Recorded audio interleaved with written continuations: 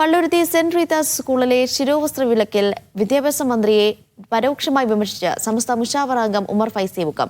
സ്കൂളിന്റെ നടപടി ഭരണഘടനാ വിരുദ്ധമാണെന്നും ഒറ്റപ്പാടുകൾ ഉണ്ടാക്കുക എന്നതല്ലാതെ നടപടിയൊന്നും ഉണ്ടാകുന്നില്ല എന്നും ഉമർ ഫൈസി മുക്കം പറഞ്ഞു. വിഷയത്തിൽ വിഭജനം നടത്താനുള്ള ശ്രമങ്ങൾ നടക്കുന്നുണ്ടെന്ന് സമസ്ത കോർഡിനേഷൻ സമിതി അംഗം സത്താർ പന്തലൂരും പറഞ്ഞു.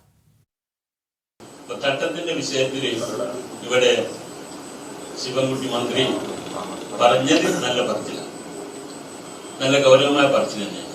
തട്ടമിട്ട ടീച്ചറാണ്, തട്ടമിട്ട കുട്ടിയെ പുറത്താക്കി എന്നുള്ളതാണ്. അത് നല്ല ശൈലിയൊത്ത വാക്കുമാണ്. അതൊക്കെ വേണ്ടതുപോലെ പറഞ്ഞിട്ടുണ്ട്. നടപടി ഉണ്ടായിട്ടില്ല എന്ന് പറയാനായിട്ടില്ല, നടപടി എടുക്കുന്നതാണ് നമ്മൾ കേൾക്കുന്നത്. വിദ്യാർത്ഥിക്കൊപ്പമുണ്ട് എന്ന പറച്ചിലല്ലാതെ ഭരണഘടനാ വിരുദ്ധ നിലപാട് സ്വീകരിച്ചവർക്കെതിരെ നടപടിയുണ്ടായില്ലെന്നാണ് സമസ്ത മുഷാവറ അംഗം ഉമർ ഫൈസി മുക്കത്തിന്റെ വിമർശനം. ഈ സംഘർഷാവസ്ഥ നമ്മുടെ നാട്ടിൽ നിന്ന് ഒഴിവാകുന്നില്ല, കാര്യത്തിലേക്ക് എത്തുന്നില്ല.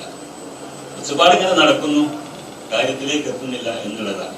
വിഷയത്തിൽ രാഷ്ട്രീയ മുതലെടുപ്പ് നടത്താൻ ശ്രമം നടക്കുന്നുണ്ടെന്നും അവരെ ഒറ്റപ്പെടുത്തി വിവേകപൂർവ്വം വിഷയം കൈകാര്യം ചെയ്യണമെന്നും സമസ്ത കോർഡിനേഷൻ സമിതി അംഗം സത്താർ പന്തല്ലൂരും പറഞ്ഞു. ആ രണ്ട് സമുദായങ്ങളുമൊക്കെ പരസ്പരം നിലനിൽക്കുന്ന സാമുദായികമായ സൗഹാർദ്ദത്തെ ഇല്ലായ്മ ചെയ്യാൻ, അവർ തമ്മിലുള്ള ഒരുമിച്ചുള്ള പല കൂട്ടായ്മകളെയും ഇല്ലായ്മ ചെയ്യാൻ കൂടി ഇവിടെ കാസർഗോയിലുള്ള സംഘപരിവാർ പോലെയുള്ള ആളുകൾ ശ്രമിച്ചുകൊണ്ടിരിക്കുന്നു. അത്തരം ചില അജണ്ടകൾ കൂടി ഈ പുതിയ വിവാദത്തിൽ ഉണ്ട് എന്ന് നമ്മൾ തിരിച്ചറിയണം. സമസ്ത പോഷക സംഘടനയായ സമസ്ത എംപ്ലോയീസ് അസോസിയേഷൻ സംഘടിപ്പിച്ച ടേബിൾ ടോക്ക് പരിപാടിയിലാണ് സമസ്ത നേതാക്കളുടെ പ്രതികരണം.